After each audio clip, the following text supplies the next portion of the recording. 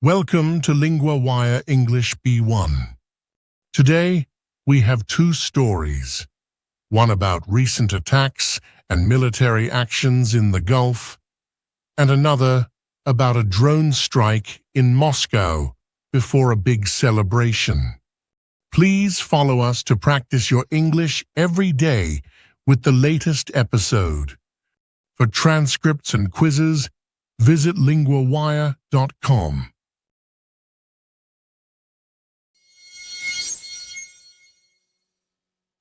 Hello, Sarah. You are LinguaWire's world news reporter. Can you tell us what happened recently in the Strait of Hormuz? Hello, Daniel. Yes, recently the US military said it attacked 7 Iranian fast boats in the Strait of Hormuz. This is a narrow waterway where many ships pass.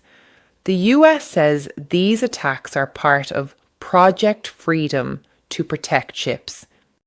What is new about this situation now? The new part is that one US-flagged commercial ship from the company Maersk passed through the strait safely with US military protection. This is the first time in a while that a ship has moved through without problems. Why did the US attack these Iranian boats? The US says the Iranian boats are a danger to ships in the area. The Strait of Hormuz is very important because about 20% of the world's oil passes through it. The US wants to keep this route open for trade and energy. That sounds serious. How did Iran respond to these attacks? Iran's foreign minister said these attacks show that military action will not solve political problems. He called Project Freedom a project deadlock, meaning it will cause more problems, not solutions. Also, Iranian media said the US hit 2 small cargo ships, killing 5 civilians, which the US denies. So, there are different stories about what exactly happened. Yes, exactly. The US says it attacked fast boats with helicopters, but Iran says the US hit cargo ships instead. This difference shows the tension and confusion in the area.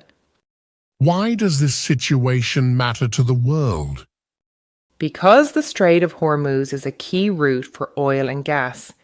If it stays blocked or dangerous, oil prices can rise, and many countries could face energy problems. Also, it affects global trade and safety in the Gulf region. What might happen next in this conflict? It is hard to say. The US and Iran might continue to have military actions, or they could try to talk and find a solution. But so far, the situation is tense, and more incidents could happen. One last question. What is interesting or surprising about this story? One interesting detail is that despite the conflict, a commercial ship managed to pass safely under US protection. This shows the US is trying to keep trade moving even in a difficult situation.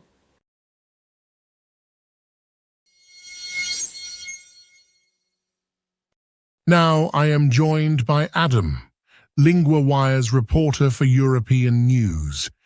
Adam, what happened in Moscow recently with the drones? Hello, Daniel. In the early hours of Monday, a Ukrainian drone hit a luxury residential building in Moscow. The building was damaged, but no one was hurt. This was the 3rd night in a row that drones attacked Moscow. That sounds serious. What is new about these drone attacks now? The new part is the timing.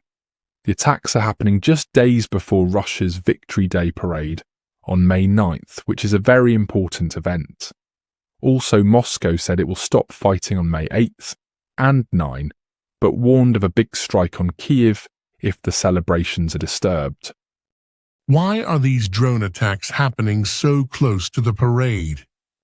Russia says there is a terrorist threat from Ukraine, so it is worried about safety.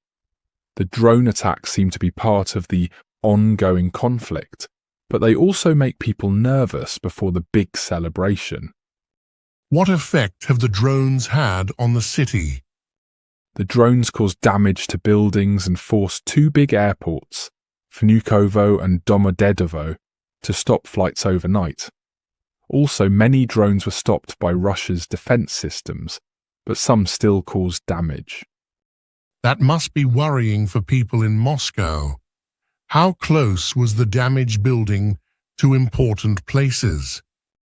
The building is in a rich area, less than 10 kilometers from the Kremlin and Red Square, where the parade will happen. It is unusual for drones to hit so close to the city centre. What is the Kremlin's response to these attacks? The Kremlin decided to make the parade smaller than usual. For the first time since 2008, there will be no armoured vehicles or missiles shown. This shows they want to reduce risk but still hold the event. What could happen next with this situation? If the ceasefire holds on May 8th and 9, the celebrations might go ahead without attacks. But Russia has warned it will respond strongly if Ukraine tries to disrupt the parade. So the situation remains tense. One last thing. What is surprising about these drone attacks? It is surprising that drones reach such a central and important area in Moscow. Usually the city has strong air defense, so this shows the conflict is still very active and dangerous.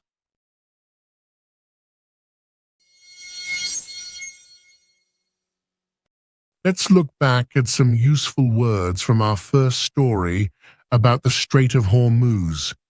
The theme is military and conflict. First word, attack. This means to try to hurt or damage someone or something. In the story, the US said it attacked 7 Iranian fast boats. For example, the soldiers will attack at dawn.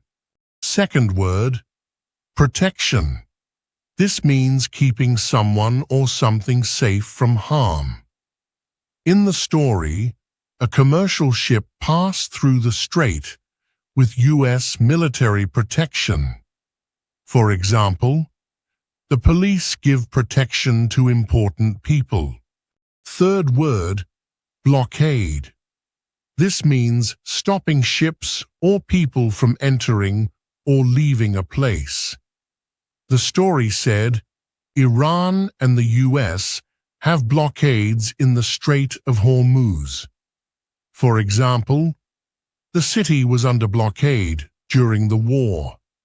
Now, for our second part, let's look at an important verb from the episode, to hit. To hit means to touch something with force or to attack. It is an irregular verb with the same form in present and past. Hit. For example, he hits the ball, and yesterday he hit the ball hard. In our stories, the Ukrainian drone hit a building in Moscow, and the US said it hit Iranian boats. Here are 2 more examples. She hit the table by accident, and the storm hit the coast last night. Remember, hit is easy because it does not change in the past tense. This makes it useful for talking about actions in the past and present. Try to use hit when you talk about something touching or attacking something else. It is a very common word in news and everyday English. That's all for today's language recap. Keep practicing.